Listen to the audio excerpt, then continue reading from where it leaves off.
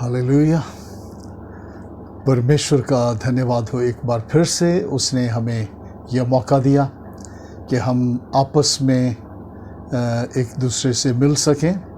और मैं आपको फिर से याद दिलाना चाहता हूँ कि परमेश्वर जीवित है, वो सच्चा परमेश्वर है, वो सारी सृष्टि का रचने वाला और बनाने वाला परमेश्वर है और सारी सृष्टि को अपने सामर्थ्य के वचन से संभालता है। वो जीवित परमेश्वर, सर्वशक्तिमान परमेश्वर आपसे बहुत प्यार करता है। उसके विचार और उसकी कल्पनाएं आपके लिए महान हैं। अगर आप अपने आप को उसके अधीन करेंगे तो वो अपनी योजना, जो ऊंची और महान योजना है आपके लिए, उस योजना को आपके जीवन में पूरी करेगा। हालेलुया। इस वक्त मैं चाहता हूं कि हम प्रेरितों के काम पुस्तक में से उसके 22वें अध्याय में से कुछ आयतें देखेंगे, उसकी 6 से 15 आयत तक। यहाँ पर लिखा है, अपने हृदय परिवर्तन का वर्णन, यानी शाऊल जिसका नाम बाद में पौलुस भी हुआ, वो किस तरह से उसका हृदय परिवर्तन हुआ जबकि वो पहले प्रभु यीशु की कलीसिया को सताने वाला था और वो अपने जुनून में बहुत आगे बढ़ता जा रहा था। लेकिन एक बार जब वो चलते चलते दमिश्क के निकट पहुंचा तो आगे क्या बात हुई वो हम वचन में से, बाइबल में से हम पढ़ेंगे। यहाँ पर 6वीं आयत से मैं पढ़ूंगा। जब मैं चलते चलते दमिश्क के निकट पहुंचा तो ऐसा हुआ कि दोपहर के लगभग एकाएक एक बड़ी ज्योति आकाश से मेरे चारों ओर चमकी और मैं भूमि पर गिर पड़ा और ये शब्द सुना कि हे शाऊल, तू मुझे क्यों सताता है? मैंने उत्तर दिया, हे प्रभु, तू कौन है? उसने मुझसे कहा, मैं यीशु नासरी हूं जिसे तू सताता है। मेरे साथियों ने ज्योति तो देखी परंतु जो मुझसे बोलता था उसका शब्द ना सुना। तब मैंने कहा, हे प्रभु, मैं क्या करूं? प्रभु ने मुझसे कहा, उठकर दमिश्क में जा और जो कुछ तेरे करने के लिए ठहराया गया है वहां तुझसे सब बता दिया जाएगा।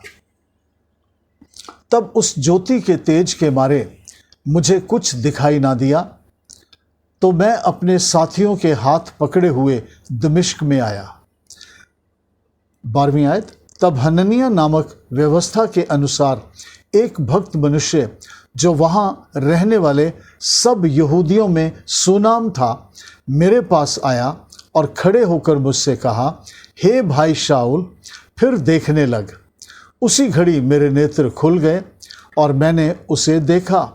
तब उसने कहा, हमारे बाप दादों के परमेश्वर ने तुझे इसलिए ठहराया है कि तू उसकी इच्छा को जाने और उस धर्मी को देखे और उसके मुंह से बातें सुने, क्योंकि तू उसकी ओर से सब मनुष्यों के सामने उन बातों का गवाह होगा जो तूने देखी और सुनी हैं। अब क्यों देर करता है? उठ, बपतिस्मा ले और उसका नाम लेकर अपने पापों को धो डाल। हालेलुया। यहाँ पर पौलुस, जिसका नाम पहले शाऊल था, वो अपने जीवन परिवर्तन का जिक्र करता है और यहाँ वो भीड़ के सामने इन शब्दों को बोल रहा है और भीड़ को अपना तजुर्बा, अपना अनुभव, किस तरह से उसका जीवन परिवर्तन हुआ वो बता रहा है। और वो कहता है कि जब मैं चलते चलते दमिश्क के निकट पहुंचा, उसको दमिश्क ही को जाना था और वो कलीसिया को सताने के लिए वहां पर जाना चाहता था। लिखा है, जब मैं चलते चलते दमिश्क के निकट पहुंचा तो ऐसा हुआ कि दोपहर के लगभग एकाएक बड़ी ज्योति आकाश से मेरे चारों ओर चमकी। जब मैं जा रहा था और दोपहर का समय था, उस समय एकाएक एकदम एक बड़ी ज्योति, छोटी ज्योति नहीं, और ऐसा लगता है सूरज की ज्योति से भी बड़ी। सूरज की जो रोशनी है वो दोपहर के समय सबसे ज़्यादा तेज होती है, और यहाँ एक ऐसी रोशनी है जो सूरज की रोशनी से भी तेज है। वो ज्योति, कहता है, दोपहर के लगभग एकाएक एक बड़ी ज्योति आकाश से चमकी, मेरे चारों ओर चमकी। और लिखा है, और मैं भूमि पर गिर पड़ा और ये शब्द सुना, हे शाऊल, हे शाऊल, तू मुझे क्यों सताता है। पौलुस कहता है, शाऊल कहता है कि जब वो ज्योति मेरे ऊपर चमकी तो मैं एकदम ज़मीन पर गिर पड़ा। वो अपनी सवारी पर किसी सवारी के ऊपर वो सफ़र करते हुए जा रहा था, और जब वो प्रभु की ज्योति, परमेश्वर की ज्योति दोपहर के समय उसके चारों ओर चमकी तो वो कहता है कि मैं ज़मीन पर गिर पड़ा और ये शब्द सुना। क्या शब्द सुना? कि हे शाऊल, हे शाऊल, तू मुझे क्यों सताता है। शाऊल किसे सता रहा था? यीशु के लोगों को। लेकिन उससे कौन बात कर रहा है? प्रभु यीशु बात कर रहा है। और प्रभु यीशु क्या कह रहा है? कि हे शाऊल, हे शाऊल, तू मुझे क्यों सताता है। और उसने पूछा, कहता, मैंने उससे कहा, मैंने उत्तर दिया कि हे प्रभु, तू कौन है? उसने पूछा, हे प्रभु, तू कौन है? क्योंकि वो आवाज़ सुनता था। और उसने मुझसे कहा, मैं यीशु नासरी हूँ जिसे तू सताता है ना। उस आवाज़ ने कहा कि मैं यीशु नासरी हूँ, नासरत का रहने वाला यीशु हूँ जिसे तू सताता है। वो किसे सता रहा था? वो कलीसिया को, प्रभु यीशु के लोगों को सता रहा था। लेकिन प्रभु यीशु उससे कहता है, तू मुझे क्यों सताता है। इसका अर्थ यह है कि जब कोई भी प्रभु यीशु के लोगों को सताता है तो वो प्रभु यीशु को सताता है। याद रखिए, प्रभु यीशु ने सारे जगत के पापियों के लिए अपनी जान दे दी, अपने लहू का एक एक कतरा बहा दिया, और तीसरे दिन वो मुर्दों में से जी उठा। आज भी वो जीवित है, और जब वो जीवित है तो वो कहता है, शाऊल से कहता है, तू मुझे क्यों सताता है। और आगे उसने कहा 10वीं आयत में, तब मैंने कहा, हे प्रभु, मैं क्या करूं? और प्रभु ने मुझसे कहा, उठकर दमिश्क में जा, और जो कुछ तेरे करने के लिए ठहराया गया है वहां तुझसे सब बता दिया जाएगा। एक बार उसने पूछा, हे प्रभु, तू कौन है? और प्रभु ने कहा, मैं यीशु नासरी हूं जिसे तू सताता है। फिर उसने पूछा, हे प्रभु, मैं क्या करूं? और प्रभु ने मुझसे कहा, पौलुस बता रहा है, शाऊल बता रहा है, प्रभु ने मुझसे कहा कि उठकर दमिश्क में जा, और जो कुछ तेरे करने के लिए ठहराया गया है वहाँ तुझसे सब बता दिया जाएगा। प्रभु यीशु ने उससे क्या कहा? जब उसने पूछा कि मैं क्या करूं, प्रभु यीशु ने कहा, अभी तेरे लिए जो आज्ञा है वो यही है कि उठ, और जहाँ तू जा रहा है, दमिश्क को जा रहा है, दमिश्क में अभी जा, और वहाँ जब तू पहुँचेगा तब वहाँ तुझे परमेश्वर की सारी जो मंशा है वो बताई जाएगी। और ये बताते हुए मैं आपसे ये बताना चाहता हूँ कि जब हमारी मुलाकात प्रभु यीशु से होती है तो वो हमें 1 स्टेप एट अ टाइम बताता है, एक समय पर एक कदम वो बताता है। जब हम उस कदम को उसकी आज्ञा के अनुसार पूरा करते हैं तब वो हमें दूसरा कदम बताता है, और इसी तरह जब हम उसे पूरा करते हैं तब वो हमें तीसरा कदम बताता है। शाऊल ने पूछा, हे प्रभु, मैं क्या करूं? और उसने कहा कि अभी उठकर दमिश्क को जा, और जो कुछ तुझे करना होगा वहीं तुझे बता दिया जाएगा। और यहाँ पर मैं आपसे ये स्पेशली बताना चाहता हूँ कि पहले सवाल में शाऊल ने पूछा, ज़मीन पर गिरे हुए, शाऊल ने पूछा, हे प्रभु, तू कौन है? और आवाज़ ने कहा, मैं यीशु नासरी हूँ जिसे तू सताता है। और दूसरा सवाल शाऊल ने किया कि हे प्रभु, मैं क्या करूं?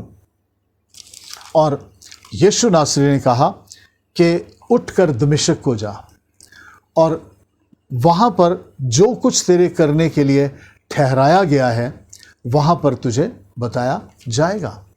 है ना। इसका मतलब है कि प्रभु ने, परमेश्वर ने, प्रभु यीशु ने शाऊल के लिए पहले ही उसके करने के लिए कुछ ठहराया हुआ था। और मैं आपसे जब बात कर रहा हूं तो मैं आपको बताना चाहता हूं कि परमेश्वर ने पहले ही आपके करने के लिए कुछ ठहराया हुआ है। अगर शाऊल की तरह आप अपने आप को उसके चरणों में सौंप देंगे तो वो आपको अगली बात बताएगा।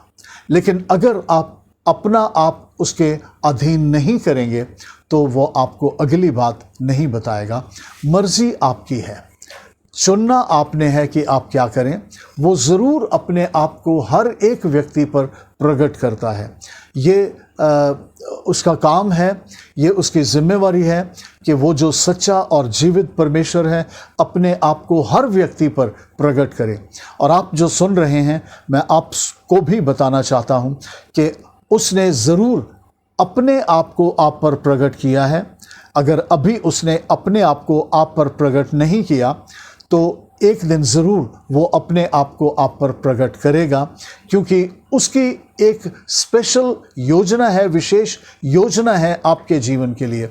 उसने आपके करने के लिए कुछ ना कुछ ठहराया हुआ है जो उसकी मंशा के अनुसार है, जो बहुत अच्छा है, जो दुनिया के आदि से उसने आपके करने के लिए ठहराया हुआ है।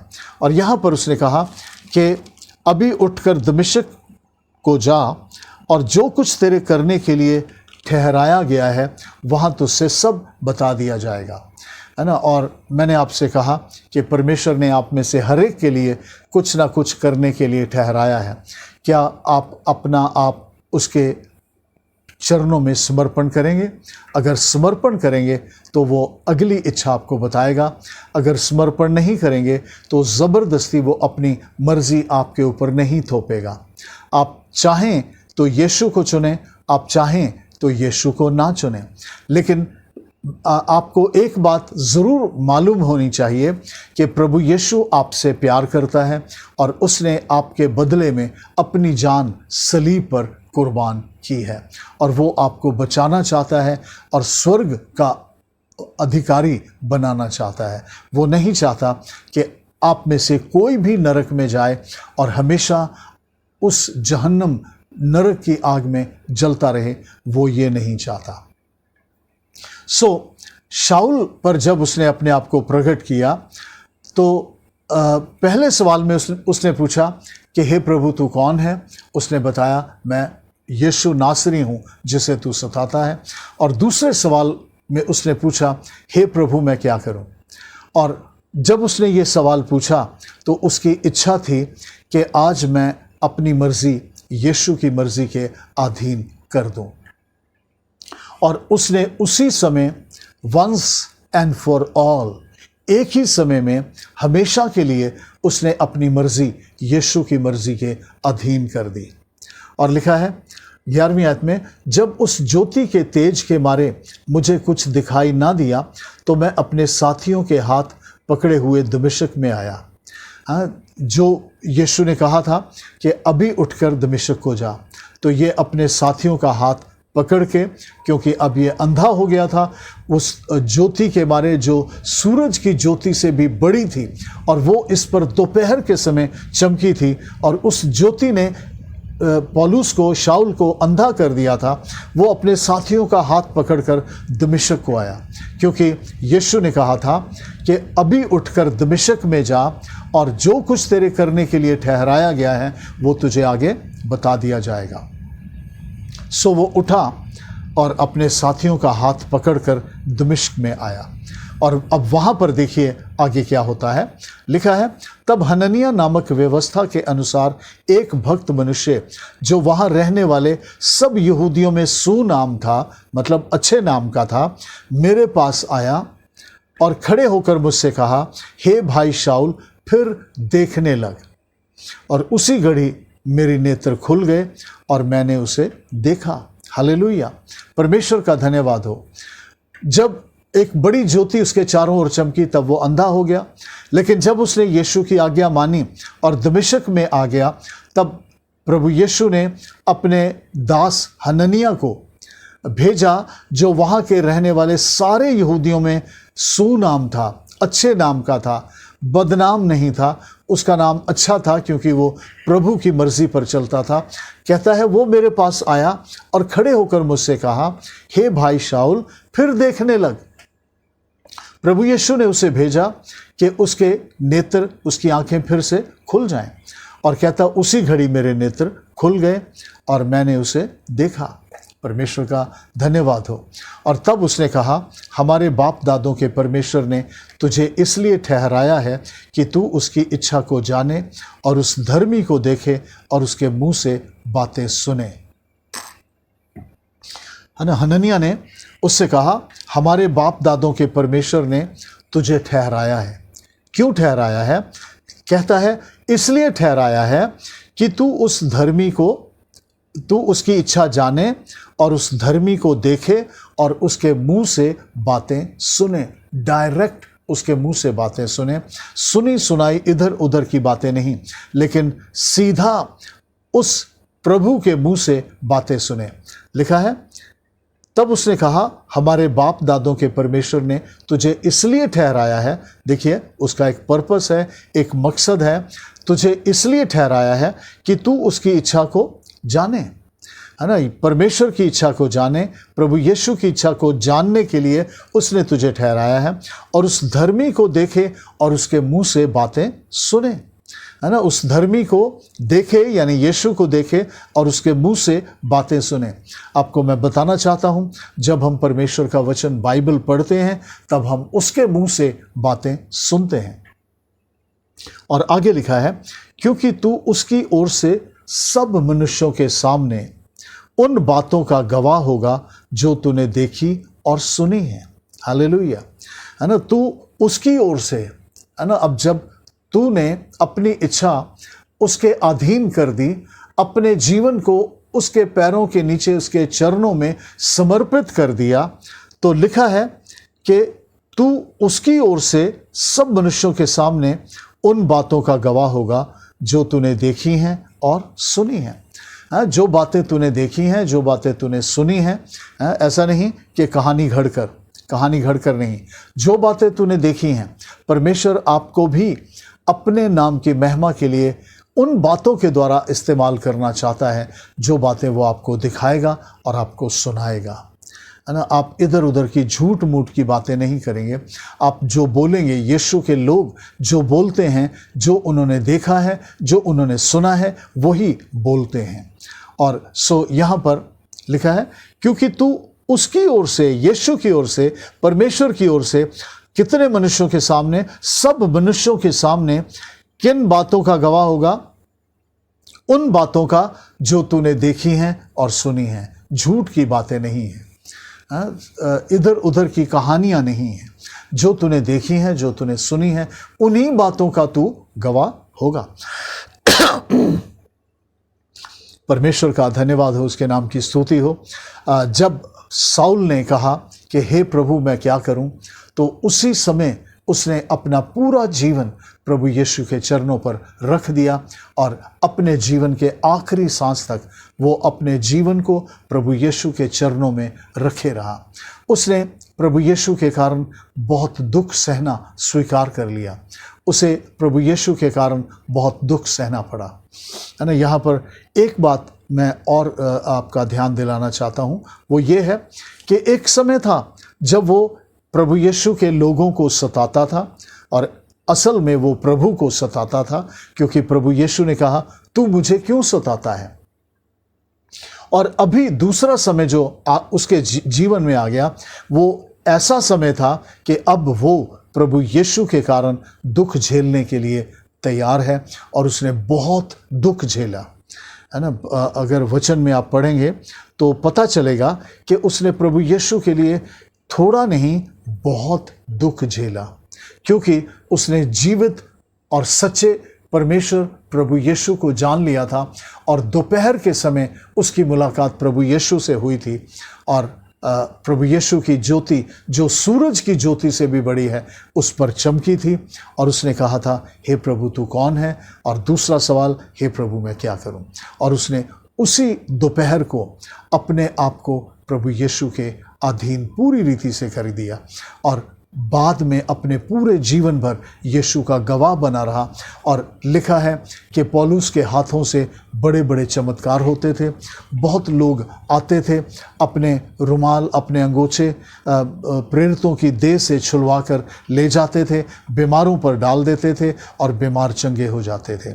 और सबसे बड़ा काम जो परमेश्वर दुनिया के पापियों के जीवन में करना चाहता है वो ये है कि वो उनके पाप उनको क्षमा करना चाहता है, क्योंकि पाप क्षमा करने के लिए प्रभु यीशु ने पूरा इंतज़ाम कर लिया है। प्रभु यीशु ने खुद मेरे और आपके लिए और सारे जगत के लोगों के लिए अपनी कुर्बानी दी, अपना लहू बहाया और उसी लहू के द्वारा आज भी वो पापियों को शुद्ध करता है। और ये खुशखबरी सारी दुनिया के पापियों को बतानी है, क्योंकि पापी बच सकते हैं। पापियों को अपने पाप की सज़ा लेने की ज़रूरत नहीं, वो अपने पापों से पश्चाताप करें और प्रभु यीशु उन्हें बचाएगा, उनके पाप क्षमा करेगा और उन्हें अपने नाम की महिमा के लिए इस्तेमाल करेगा। और जो कुछ प्रभु ने पहले से उनके करने के लिए ठहराया है वो उनके द्वारा उनके जीवनों से पूरा करेगा और उनके जीवन बहुत लोगों के लिए आशीष बनेंगे। परमेश्वर का धन्यवाद हो। परमेश्वर आपको अपने नाम की महिमा के लिए, शत्रु को, शैतान को शर्मिंदा करने के लिए और सब लोगों को आशीष देने के लिए आपको भी इस्तेमाल करना चाहता है। हालेलुया। प्रभु आपसे प्यार करता है। प्रभु आपको बहुत आशीष दे। God bless you.